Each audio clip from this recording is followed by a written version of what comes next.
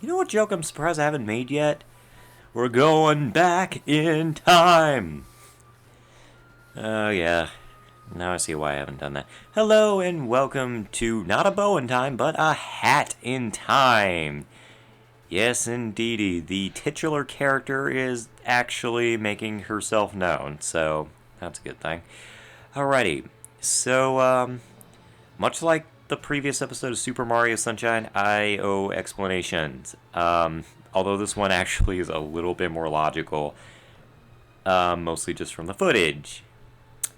Yeah, my footage for A Bow in Time was severely corrupted due to the Elgato. And, yeah, that forced me to, A, make a backup file, and B, I'm having to record on said backup file, which is why Hat Kid is here. So, yeah, easy explanation.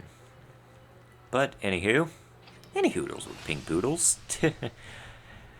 We are going to build the new Time Rift for Area 4, which we're not even going to get into until much later in the LP, so it does not even matter. Boop. Oh well, at least it's there.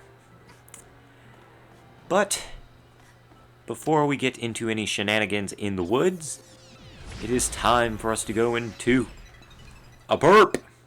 No, the Time Rift of the lab.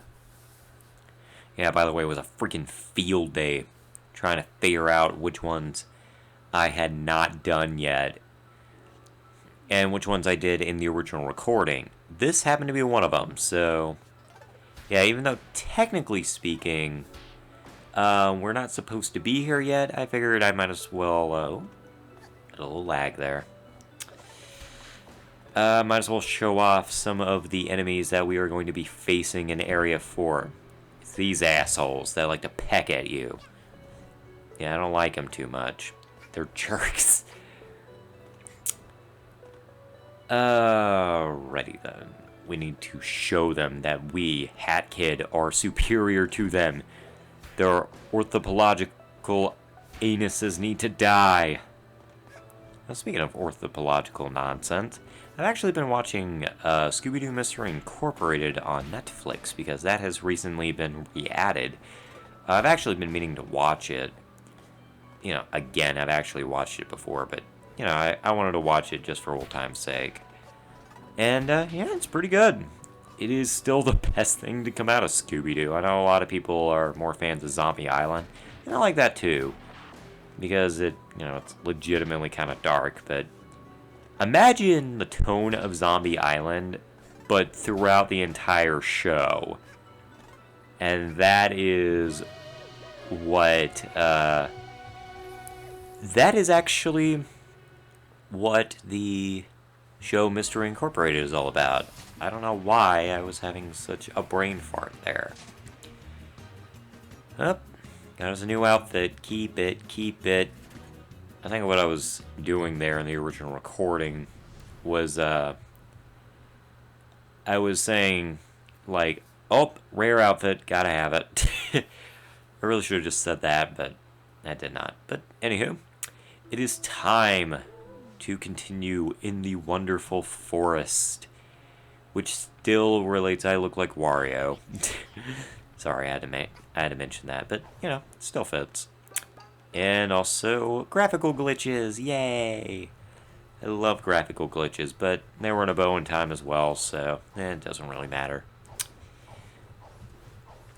So, back to Mystery Incorporated. I guess I should probably give, like, a brief little synopsis on what the show is about. It's basically, you know, it's your standard Scooby Doo show, but way darker, but it's a little bit more mature. The characters are way more fleshed out, and, fuck that bell. And the mystery, there is an actual ongoing mystery throughout the entire show.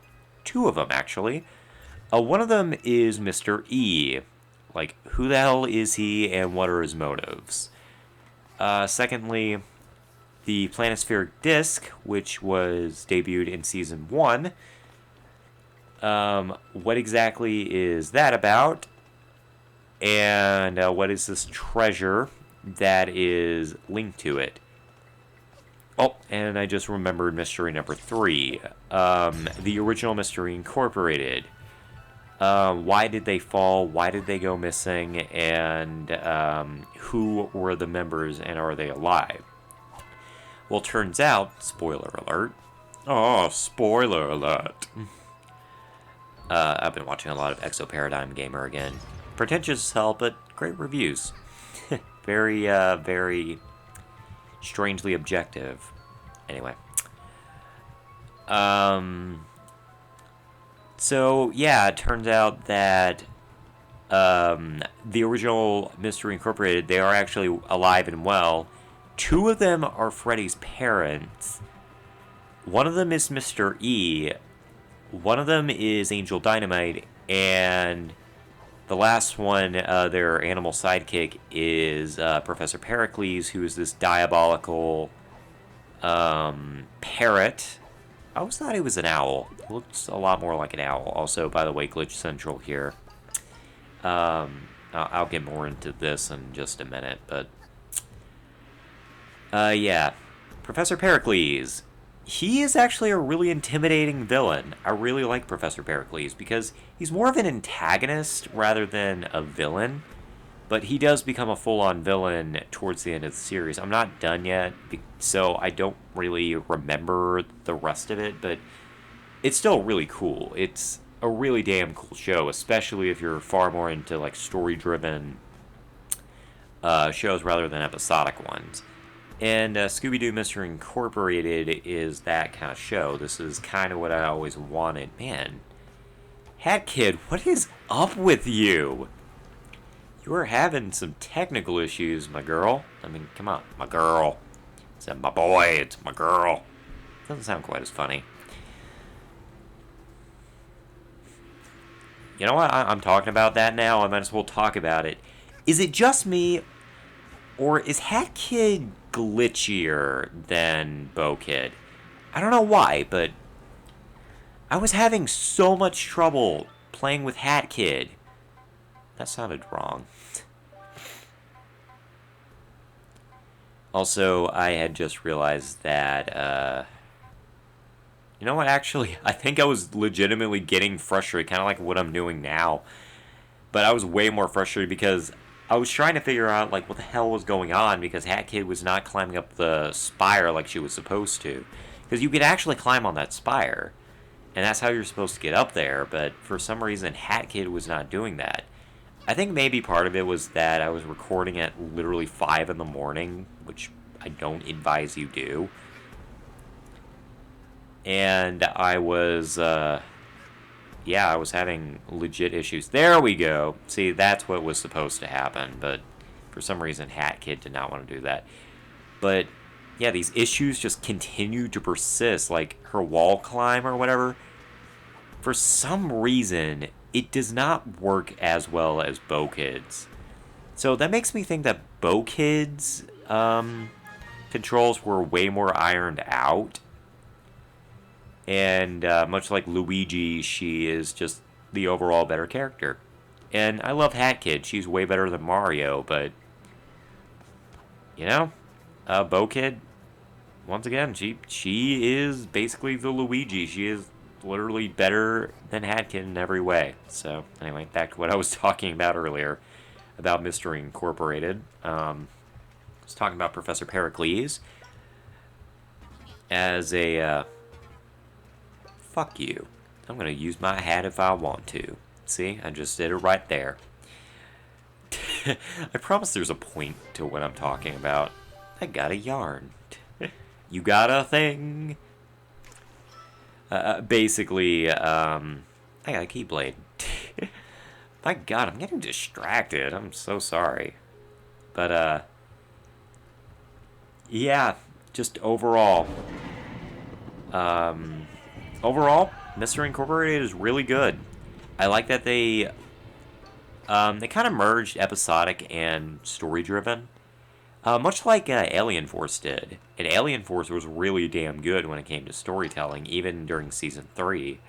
which was way more episodic.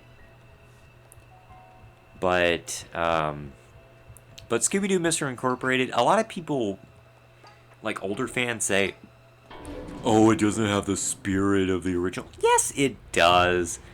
You know, it's still a Monster of the Week show. The only difference is that there is an interweaving narrative that's stringing it all together, like in between all this nonsense. And sometimes it actually directly relates to what the characters are going through. Like, one of the monsters actually is Freddy's adoptive dad, who is the mayor. Who, by the way, thank God he gets arrested. Fuck that guy. He sucks. One of the villains starting off in season 2 was kind of a Taylor Lautner knockoff, and he was a bad, like, man-child baby thing that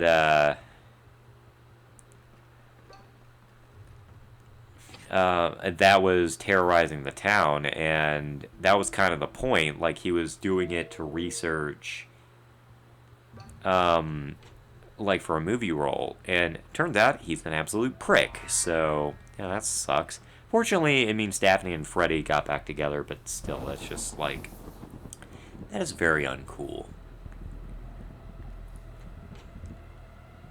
And actually, twice there's a new character that has been running around, and collision detection, named Marcy, aka Hot Dog Water, who has kind of served as like a friend for Velma, and she's actually in cahoots with Mr. E, and she kind of goes back and forth with her being a bad guy and a good guy.